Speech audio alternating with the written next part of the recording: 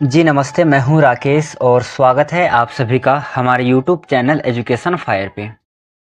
CTET जुलाई 2025 को ध्यान में रखते हुए हम एसएसटी का कंप्लीट क्लास कर रहे हैं और हम क्या कर रहे हैं, चैप्टर बाय चैप्टर एमसीक्यू के माध्यम से डिस्कस करते हैं। अभी तक हम लोगों ने एनसीईआरटी क्लास 6 हिस्ट्री का कंप्लीट हमने सेशन कर लिया है। इसके बाद हमने शुरू किया था क्लास 7 का हिस्ट्री, जो कि उसका आज अंतिम चैप्टर होने वाला है, चैप्टर नंबर 8। आज का जो हमारा अंतिम चैप्टर है 7th का, चैप्टर नंबर 8 होने वाला है। ठीक है, इसके बाद जो है हम करेंगे चैप्टर नंबर 1 करेंगे 8वीं क्लास का फिलहाल में, जो आज जो है चैप्टर नंबर 7 का अंतिम चैप्टर है।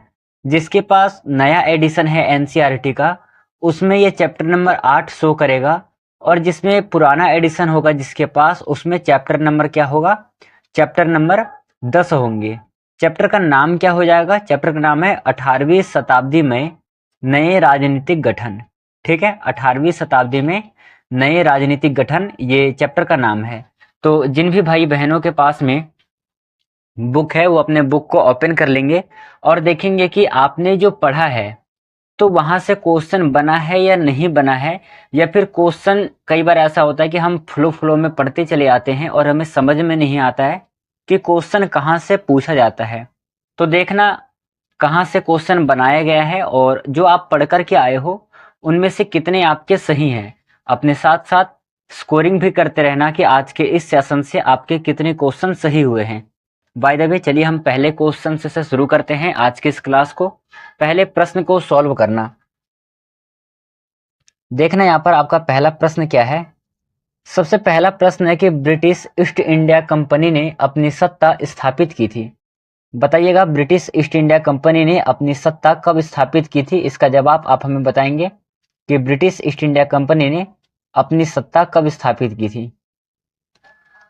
चलिए बताइएगा क्या होगा इस प्रश्न का सही आंसर।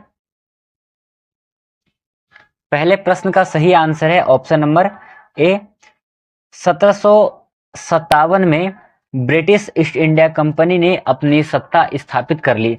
और आपको पता है कि ब्रिटिश ईस्ट इंडिया कंपनी जो है ये 1600 में भारत में व्यापार करने आई थी। कहां पर, पूर्व के क्षेत्रों में व्यापार करने आई थी। ठीक है, कहां पर आई थी, पूर्व के क्षेत्रों में 1600 ईस्वी में व्यापार करने के लिए आई थी। और इनको एकाधिकार प्राप्त था। एकाधिकार मतलब कि पूर्व में केवल ईस्ट इंडिया कंपनी ही शासक करेगी और कोई कंपनी उधर शासक नहीं कर सकती। तो ये चीज आपको याद रखना है। 1757 में कौन सा युद्ध हुआ था, 1757 में प्लासी का युद्ध हुआ था। ये भी आपको अपने कॉपी में नोट डाउन कर लेना है। पहले नंबर के क्वेश्चन का ऑप्शन नंबर ए सही आंसर है। Option number A correct answer है। चलिए दूसरे नंबर का क्वेश्चन है, ध्यान से पढ़ना है क्वेश्चन को, इसके बाद आपको क्वेश्चन पढ़ करके आंसर देना है। सीटेट का जो एग्जाम होगा उसमें 150 क्वेश्चन होगा और आपको पूरा 150 मिनट मिलेगा। ठीक है, तो ये चीज आपको याद रखना है। आपको 2.5 घंटे का समय मिलेगा और 2.5 घंटे के समय में आपको अगर आप जोड़ोगे तो एक क्वेश्चन के लिए 1 मिनट प्रॉपर मिलता है। तो क्वेश्चन को पढ़ने के लिए पूरा 1 मिनट लीजिए, क्या कहना चाहता है क्वेश्चन में उसको देखिए, समझिए, फिर बाद में आपको उत्तर देना है। सेकंड नंबर का क्वेश्चन है, औरंगजेब ने लंबे समय तक युद्ध लड़ करके सैन्य और वित्तीय संसाधनों को समाप्त कर दिया था। बताइएगा वो किधर युद्ध लड़ रहा था, किनके साथ में युद्ध चल रहा था। सही आंसर है इसका ऑप्शन नंबर सी, दक्कन के साथ में उनका युद्ध होता है। अब देखिए, यदि आपका किसी के साथ लड़ाई है, ठीक है, तो लड़ाई में धन भी खर्च होता है, युद्ध में जो आपके सैनिक हैं वो भी मारे जाते हैं। तो ये जो संसाधन है, इन संसाधनों की कमी हो जाती है। और ऐसा ही कुछ हुआ था औरंगजेब के साथ। औरंगजेब जब दक्कन के साथ युद्ध कर रहा था दक्कन में, तो वहां पर उनके साथ ये समस्याएं आई थी। यहां पर ऑप्शन नंबर सी सही आंसर है। तीसरे नंबर का क्वेश्चन है, तीसरे नंबर का प्रश्न है, औरंगजेब की मृत्यु किस वर्ष हुई थी। नीचे आपके लिए 4 ऑप्शन है, सही आंसर कौन सा होगा। आंसर है इसका ऑप्शन नंबर डी, 1707 में इसकी मृत्यु हुई थी। औरंगजेब जो है ये किसका पुत्र था, इसका जवाब आप बताना। औरंगजेब किसका पुत्र था। बताना औरंगजेब किसका पुत्र था। देखो क्या है कि जो मुगल सल्तनत है ना उसमें कई सारे शासक हुए हैं मुगल में, जिसमें कि सबसे पहला जो है वो है बाबर। सबसे पहला कौन है, सबसे पहले का नाम आपको याद रखना है बाबर। बाबर के बाद आते हैं हुमायूं। हुमायूं के बाद है अकबर। अकबर के बाद है जहांगीर। जहांगीर को ही हम सलीम के नाम से जानते हैं। इसके बाद है शाहजहां। और शाहजहां के बाद कौन है, औरंगजेब। तो अब बताना ये औरंगजेब किसका पुत्र है। औरंगजेब शाहजहां का पुत्र है। किसका पुत्र है, शाहजहां का पुत्र है। तो ये भी आपको याद रखना है, आपसे प्रश्न पूछे जा सकते हैं यहाँ से। फिलहाल में औरंगजेब की मृत्यु 1707 ईस्वी में होती है। Option number D correct answer है। चलिए अगला क्वेश्चन है, आपका अगला क्वेश्चन हो जाएगा कि अहमद शाह अब्दाली किसका शासक था। ठीक है, अहमद शाह अब्दाली किसका शासक था। इस प्रश्न का सही आंसर क्या हो जाएगा, अहमद शाह अब्दाली किसका शासक था। इसका सही आंसर हो जाएगा option number A, Ahmad Shah Abdali अफगानिस्तानी शासक था। ऑप्शन नंबर ए सही आंसर है। अपना स्कोरिंग साथ में करते रहना कि आप जितना पढ़ करके आए हैं उसमें से कितना आपका सही है, आपको कितना स्मरण है ये भी चेक करना है।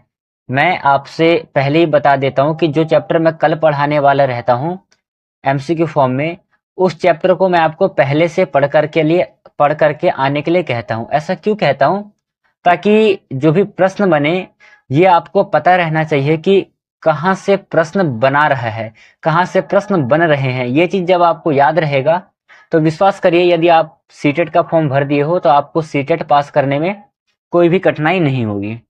ठीक है, चलिए करिएगा 5वें नंबर के प्रश्न को। 5वां प्रश्न है, अहमद शाह अब्दाली ने 1748 और 1761 के बीच उत्तर भारत पर कई आक्रमण किए हैं। कब, 1748 1761। ठीक है, 1748 और 1761 में के बीच में बहुत सारे युद्ध किए हैं। कई बार कितने बार आक्रमण किए हैं ये बताना है, 3 4 5 या फिर 6। आंसर है 5 बार आक्रमण किए हैं। ऑप्शन नंबर सी जो है सही आंसर है 5वें नंबर के क्वेश्चन का। अगला क्वेश्चन देखना है, 6ठे नंबर का क्वेश्चन है, किस शताब्दी के दौरान मुगल साम्राज्य का पतन हुआ था। तो ये पतन हुआ था 18वीं शताब्दी में। ठीक है, ऑप्शन नंबर ए आपका सही आंसर हो जाएगा। चलिए 6ठे के बाद 7वें नंबर के क्वेश्चन को सॉल्व करना, प्रश्न को ध्यान से पढ़ना है फिर उत्तर देना है। निम्नलिखित में से किसने 7000 की जाट रैंक का आनंद लिया। नीचे आपके लिए 4 ऑप्शन है, 4 नाम है। सही आंसर क्या होगा, इस प्रश्न का सही आंसर क्या होगा। आंसर है इसका आसफ शाह और मुर्शिद कुली खां। ऑप्शन नंबर यहाँ पर सी सही आंसर हो जाएगा, ए और बी दोनों। ठीक है, 7वें नंबर क्वेश्चन का आंसर है ए और बी सही आंसर है। Option number C is the right answer.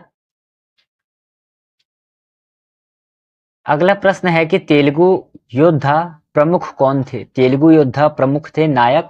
आप जब एनसीईआरटी खोलोगे तो वहां पर चैप्टर नंबर 10 में जाना, 18वीं शताब्दी वाले में। वहां पर आपको ये तीसरे या चौथे नंबर पे बीच में ये प्रश्न आपको दे रखा है। यदि आपकी दृष्टि गई होगी पढ़ते समय तो इस प्रश्न का आप सही उत्तर देंगे। ठीक है, ऑप्शन नंबर ए इस प्रश्न का सही आंसर है। ये चीज आपको याद रखना है, हो सके तो आप अपने कॉपी में नोट डाउन करते चलिए। चलिए यहां पर अगला क्वेश्चन है कि बंगाल का शक्तिशाली गवर्नर कौन था।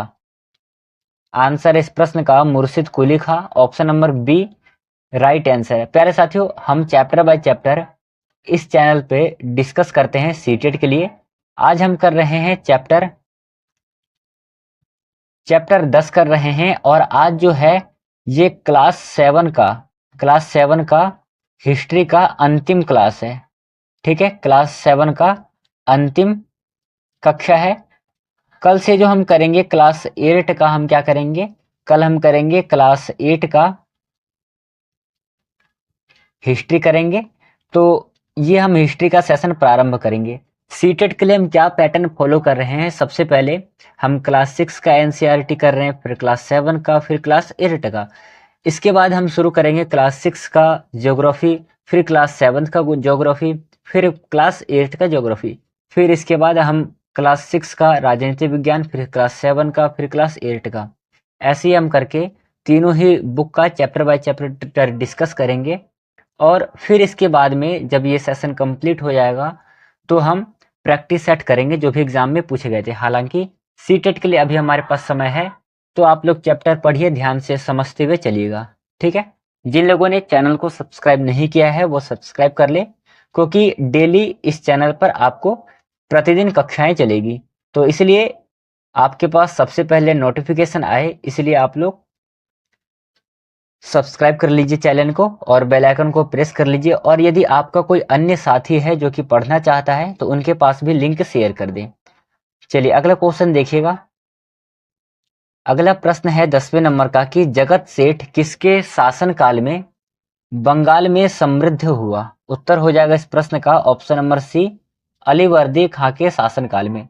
Option number C right answer है। अगला प्रश्न है कि सवाई जयसिंह ने अपनी नई राजधानी यहां पर स्थापित की थी। कहां पर अपनी नई राजधानी स्थापित की थी? तो इस प्रश्न का सही आंसर हो जाएगा ऑप्शन नंबर डी, जयपुर में अपनी राजधानी स्थापित की थी। वर्तमान समय में जयपुर किसकी राजधानी है? तो जयपुर जो है वर्तमान समय में राजस्थान की राजधानी है। जयपुर को हम क्या कहते हैं? जयपुर को हम लोग पिंक सिटी के नाम से जानते हैं, ठीक है। किस नाम से जानते हैं? पिंक सिटी के नाम से जानते हैं। तो ये चीज आपको याद रखना है। राजस्थान जो है क्षेत्रफल की दृष्टि से सबसे बड़ा राज्य है भारत का, सबसे बड़ा राज्य है, ठीक है। तो ये भी चीज आपको याद रखना है। वर्तमान समय में भारत में कितने राज्य हैं? वर्तमान समय में भारत में 28 राज्य हैं। तो ये चीज आपको अपने कॉपी में नोट डाउन कर लेना है। चलिए अगला क्वेश्चन देखना। यहाँ से इंपॉर्टेंट क्वेश्चन बनेंगे, 2-3 क्वेश्चन बनेंगे जो कि आपको हमेशा के लिए याद रखना है। हो सकता है तो इसे आप लोग अपने कॉपी में कहीं पर नोट डाउन कर लेना, क्योंकि ये जो है आपके लिए काफी ज्यादा इंपॉर्टेंट रहेगा। चलिए देखते हैं, समझते हैं हम। यहाँ पर प्रश्न है कि खालसा की स्थापना 1699 में किसके द्वारा की गई थी? 2 प्रश्न यहीं से बनेंगे। सबसे पहले कि खालसा पंथ की स्थापना कब हुई थी? 1699 में इसकी स्थापना होती है। किसके द्वारा इसकी स्थापना होती है? तो गुरु गोविंद सिंह के द्वारा इसकी स्थापना की जाती है। बात कर रहे हैं गुरु गोविंद सिंह की, तो गुरु गोविंद सिंह जी सिख धर्म के अंतिम गुरु थे, ठीक है। अंतिम गुरु सिख धर्म के थे, सिख धर्म के अंतिम गुरु थे, ठीक है। अब यहां पर देखना, सिख धर्म में कुल कितने गुरु हुए हैं? कुल 10 गुरु हुए हैं सिख धर्म में। सिख धर्म के पहले गुरु कौन थे? ठीक है, प्रथम गुरु कौन थे सिख धर्म के? तो पहले गुरु का नाम आपको नोट डाउन करना है, गुरु नानक, ठीक है। गुरु नानक सिख धर्म के पहले गुरु थे। इन्होंने एक व्यवस्था प्रारंभ करी थी, ठीक है। कौन सी व्यवस्था? लंगर व्यवस्था इन्होंने प्रारंभ करी थी। अंतिम गुरु गुरु गोविंद सिंह है, जिन्होंने खालसा पंथ की स्थापना की थी 1699 में। यहां तक क्लियर है? अब इसके विषय में कुछ और हम लोग जानेंगे, कुछ और समझेंगे। यहाँ पर आप अपने कॉपी में नोट डाउन करना कि जो गुरु नानक है ये तो सिख धर्म के पहले गुरु हैं। इसके बाद जो है गुरु लेहड़ा गुरु बनते हैं, ठीक है। गुरु लेहड़ा वही है जिसे आप लोग गुरु अंगद के नाम से जानते हैं। गुरु अंगद ने भी 2-3 व्यवस्थाएं प्रारंभ करी थी, जैसे कि एक है लवण व्यवस्था,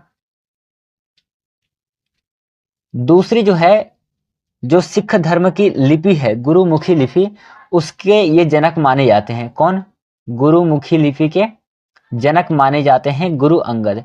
ये हमने यहां तक बात कर लिया। इसके बाद एक और प्रमुख गुरु आते हैं, गुरु अर्जुन देव। गुरु अर्जुन देव, गुरु अर्जुन देव क्या करते हैं? गुरु अर्जुन देव आदि ग्रंथ लिखते हैं, जो करके क्या लिखते हैं? आदि ग्रंथ लिखते हैं। आगे चल करके यही आदि ग्रंथ ये क्या होता है कि ग्रंथ साहिब में परिवर्तन हो जाता है, मतलब कि आगे चल करके इसका नाम ग्रंथ साहिब रखा जाता है। क्या रखा जाता है?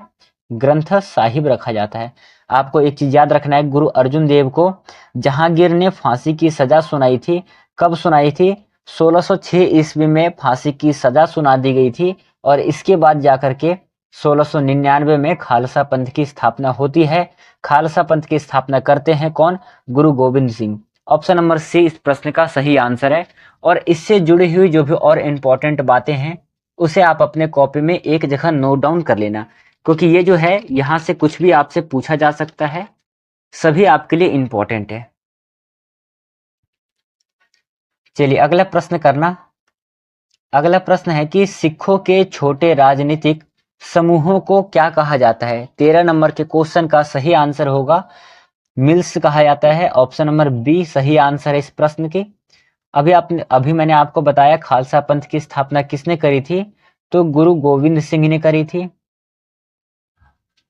गुरु गोविंद सिंह सिख धर्म के 10वें गुरु थे, यह भी आपको याद रखना है, ठीक है। चलिए अगला क्वेश्चन है, 14 नंबर के क्वेश्चन को सॉल्व करना एक बार कि भाई चौथ मतलब कि भू राजस्व का डैश था। चौथ क्या था?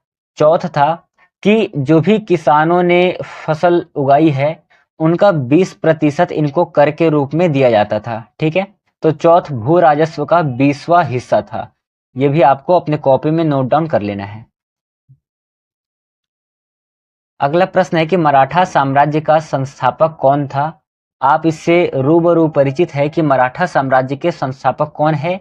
शिवाजी। इनके बारे में आपने बहुत सुनी है, बहुत सारी किताबें भी पढ़ी हैं, बहुत सारे मूवी भी है इनके ऊपर। आपको याद रखना कि मराठा साम्राज्य का संस्थापक शिवाजी है। ऑप्शन नंबर ए राइट आंसर है। अगला क्वेश्चन है कि शिवाजी ने छत्रपति की उपाधि कब धारण करी? ठीक है, यहां से दो क्वेश्चन बनेगा कि पहला कि छत्रपति जो उपाधि है किसकी है? तो शिवाजी की उपाधि है छत्रपति।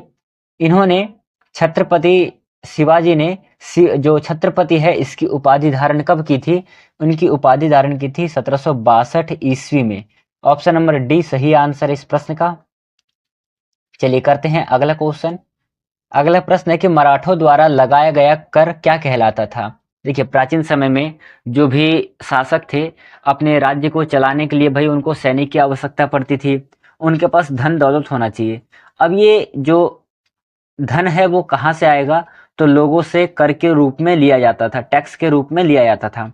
हालांकि यदि आप वर्तमान समय में देखोगे तो इस समय में भी हम जो भी चीज खरीदते हैं उसमें टैक्स पे करते हैं। तो प्राचीन समय में बहुत सारे कर थे जिनमें कि सबसे ज्यादा जो कर दिया जाता था वो किसानों के ऊपर लगाया गया कर था, जो भी कृषक लोग थे उनके ऊपर लगाया गया कर था। पर यहाँ पर पूछा है कि मराठों द्वारा लगाया गया कर क्या कहलाता था? उस कर को हम लोग क्या कहते थे?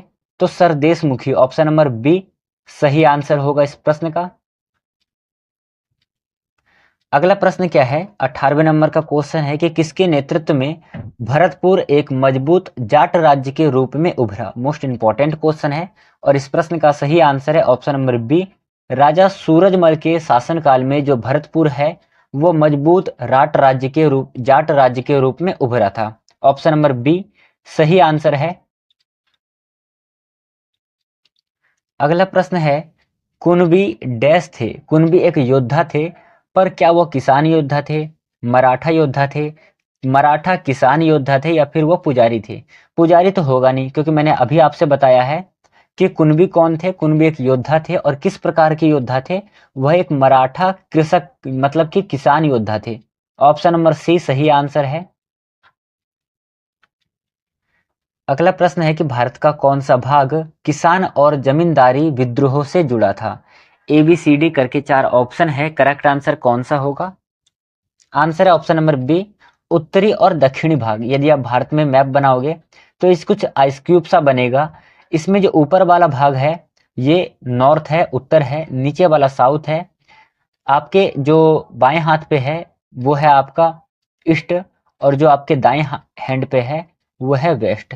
पर जो भारत का वह कौन सा भाग है जो कि किसान और जमींदारी से के विद्रोह से जुड़ा हुआ था? वो था उत्तरी भाग और दक्षिणी भाग, मतलब कि ये वाला और ये वाला भाग किसान और जमींदारी से जुड़ा हुआ विद्रोह था। ऑप्शन नंबर बी सही आंसर है। अगला क्वेश्चन है कि बहादुर शाह किसके पुत्र थे? बहादुर शाह किसके पुत्र थे? करेक्ट आंसर है औरंगजेब के पुत्र थे बहादुर शाह। और ये औरंगजेब किसके पुत्र थे? औरंगजेब शाहजहां के पुत्र थे।